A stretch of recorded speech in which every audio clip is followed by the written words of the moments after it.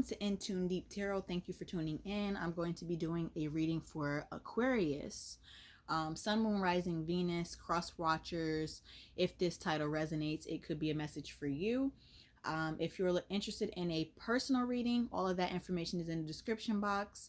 If you are looking to enter into my new September giveaway, if you donate to the channel, you'll be entered into a draw that I'll be doing at the end of the month. So that's for those who have been supporting, and I appreciate everyone who has supported the channel, watched the channel, shared the channel. I really do appreciate the support. So getting into Aquarius energy, I'm going to pull an animal spirit to see what the energy is like. Divine messages for Aquarius. We have two that popped out. We have crocodile and otter. We have two water energies that came out. Let's see what they have for us. Otter. Oh, well, crocodile, I'll see first. Okay. So, crocodile, resting, submerging, collecting energy, and cooling off. The crocodile reminds us to step back from the external world and turn inward. Now is not a time for decisions, action, or discussion. The crocodile's mantra is wait. This doesn't mean laying around hoping life challenges will disappear. The crocodile is much smarter than that. It means intentionally withdrawing, gathering our awareness, observing, and building energy. Fill up the vital reserves so your next moves come from a place of wisdom and power. When in balance, wise, patient, a silent powerhouse. When out of balance, feels stuck and lashes out. To bring into balance, rest, or Makarasana pose. I know I jacked that yoga pose up, but this crocodile energy, just as crocodiles would be in the wild or in a pond or in a swamp, they rest themselves. They're in a state of being patient for their prey, patient for another meal or another opportunity. So I think this is for a lot of us aquas. I'm a fellow Aquarius. It is a time to contemplate and kind of rest, especially under this Mercury retrograde. It's a time in which we can do a bit more observing and waiting for our next move, kind of being in thinking mode and planning mode, looking for our next plans or decisions to be made. But I think there's a contemplation and a waiting period that needs to happen first. So that's the crocodile. Otter. Let's see what we have for the otter. One second, I have to look in the book for this one. I don't remember otter.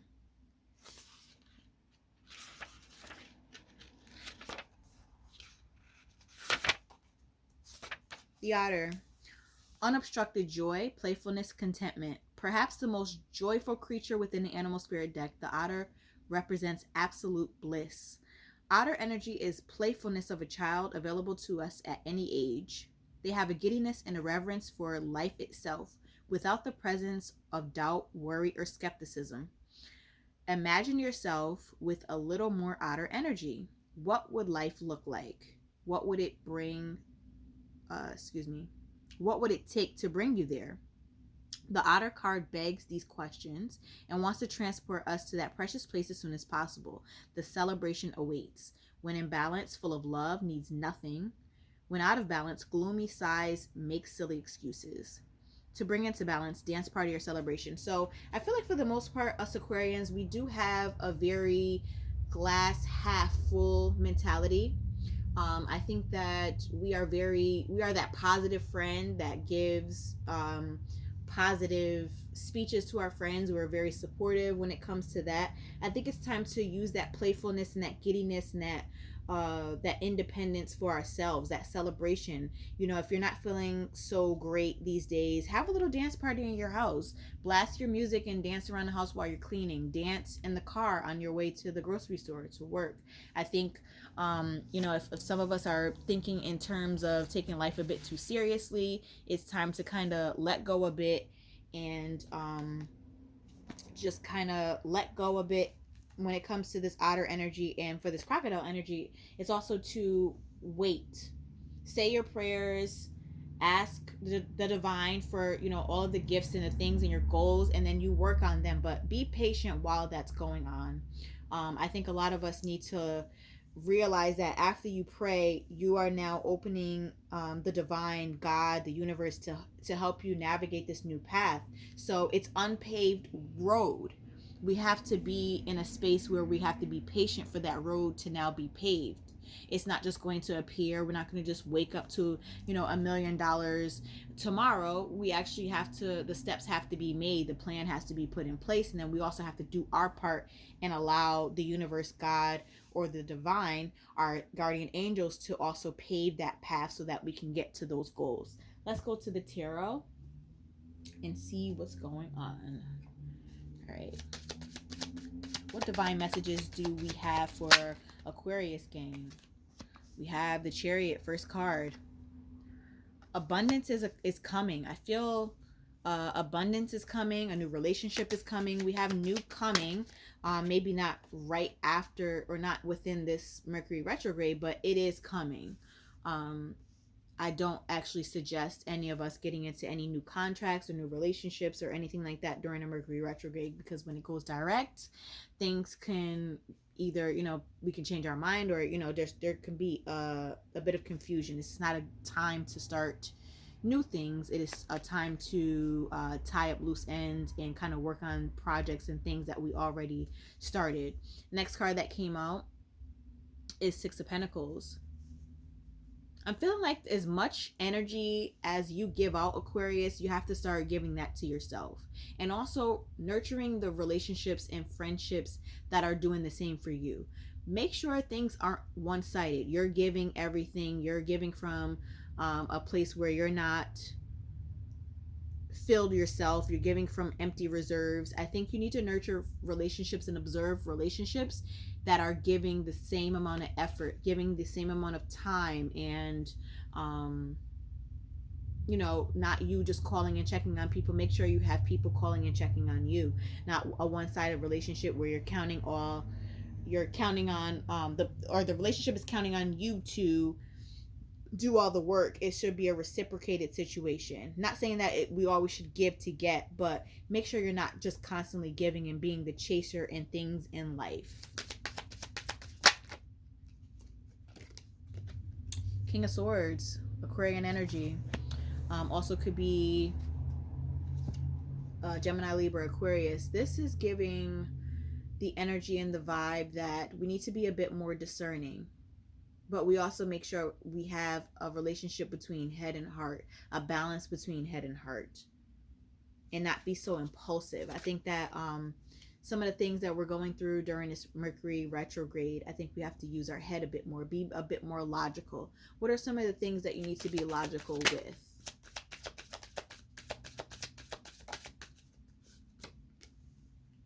Nurturing those assets, nurturing those things that bring forth abundance, that bring forth a harvest. We just had a harvest moon with the full moon in Pisces. It was also known as the harvest moon. I think that was a very powerful full moon. I'm not sure if you felt that energy, but there's a lot of purging that is going on. I think that it's a time in which we have to start to, again, like I said, nurture friendships and relationships that are nurturing to you, things that are stable. We're going to water those grasses. We're going to water our own grass as well. We're going to be in a space where we're going to take care of ourselves, because if we don't take care of ourselves first, how can we take care of others?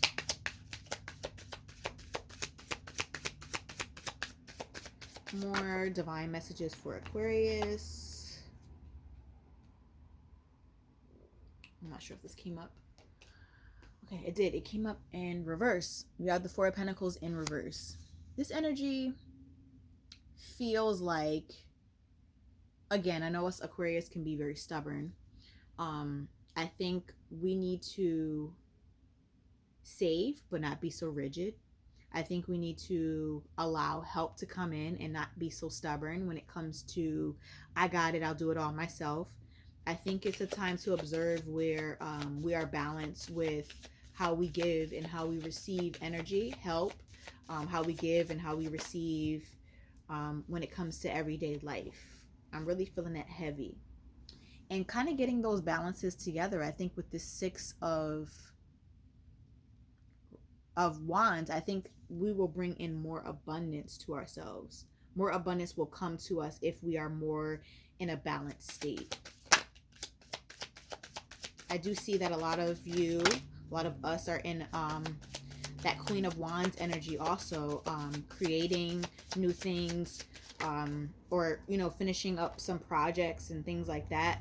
Feeling that urge to, and that call to, and that pull on having whatever we left undone as far as like projects and art and things like that. I think those are some of the things that we need to pay attention to. Some of those projects, things around the house. It's Virgo season. It's a really big time for purging people, you know, who no longer serve our lives, or energy vampires. And it's also a time to kind of clean our houses. I think a lot of us are being called to do a lot of things that we left undone. Next card we have that just flew onto the floor is the Tower in reverse. Some of us are stopping some relationships and some things that need to go. We are almost not wanting to feel the blow or the loss of letting some jobs go that no longer serve our highest good, or some relationships. And so what we end up doing is putting our head down and kind of trying to ignore some of those things. But I think some of you need to let some people go, some jobs go. There are some changes, and I think during this Mercury retrograde you can see, you know, I understand it's a very conflicting thing, but I think during this retrograde it is time to contemplate and see what is no longer serving you. Because if you cut out some of those bad things, just like a plant, you cut out some of those bad leaves that, you know, the plant is still trying to revive and give energy to, you can't have this abundance. You can't have this 10 of cups if you're constantly giving to things that that are a dead end, that, you know, they're dead. And one last card for the Aquarians. One more divine message. Yeah, putting an end to some of those things that I was talking about, putting an end to some of that stubborn energy. It will bring good fortune. Putting an end to some of your stubborn ways. I think this is also a purging season of getting rid of some bad habits, maybe some addictions, maybe wanting to get back into your diet plan and your routine of working out and making sure you're healthy. I think a healthy vessel is like the first thing into getting some of our goals. I think starting out with a healthy mind and healthy body is vital for your goals to come forward. I want to do an alchemy card to close out the reading.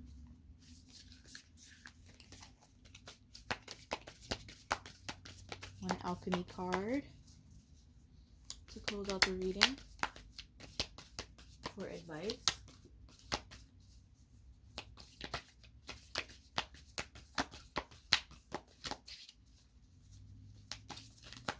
Oh, here we go. One fell on the floor. Mortification.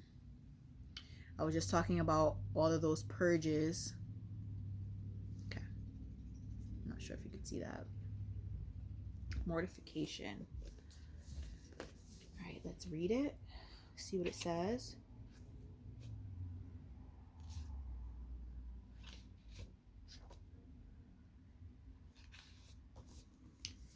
All right, it says Halloween, which is right around the corner, is a global celebration of mortificio, which is the word in Latin.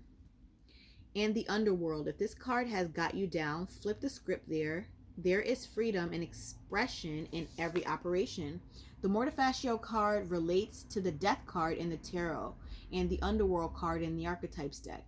It is a universal symbol, not to be taken personally. Mortificio and mortification keywords: decay, death, decomposition. Mortificio is a great alchemical operation of darkness. What was once composed now decomposes.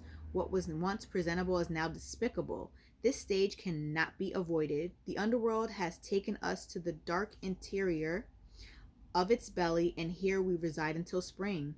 Though the natural process of decay, we descend into the depths we did not know existed. The alchemists soon find mortificio is a stage of regeneration and sacred power, where the soil is fertile and rich, offering nourishment for tomorrow.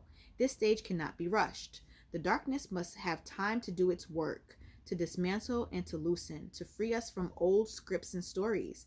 As we learn to surrender to this great operation, the earth churns and the wisdom whispers in the dark. She develops us with grace and the promise of what's to come. Go deeper, read the Egyptian story of Osiris. To ponder, is there anything that does not end? So I think coming into this season of, death, so to speak, fall, the end of summer going into fall, full of life, and now going into this transition phase, I think that a lot of our lives and things in our lives are changing. Observe some of the things that are coming to an end, and don't think that it's a bad thing. Sometimes things have to die in order for there to be some sort of rebirth. There needs to be some sort of change so that in the springtime there is more abundance again. So I think we have to, like I said, cut off some of the bad leaves to your plant so that you can regenerate new life, whatever that means to you. That could resonate differently for everybody, because not all Aquariuses are going through the same thing. But how does that pertain to your life? I urge you to write that down and try to figure out some of the steps of what you need to cut out, some of the things in your life that need to go. It could be alcohol, it could be sugar, it could be junk food, it could be something super minute, or it could be something super major. Cut some of those things out and you will see a transformation, that you're giving too much energy to some things that are dying, where you need to kind of transfer that energy to things that need your nourishment, that Empress energy, right?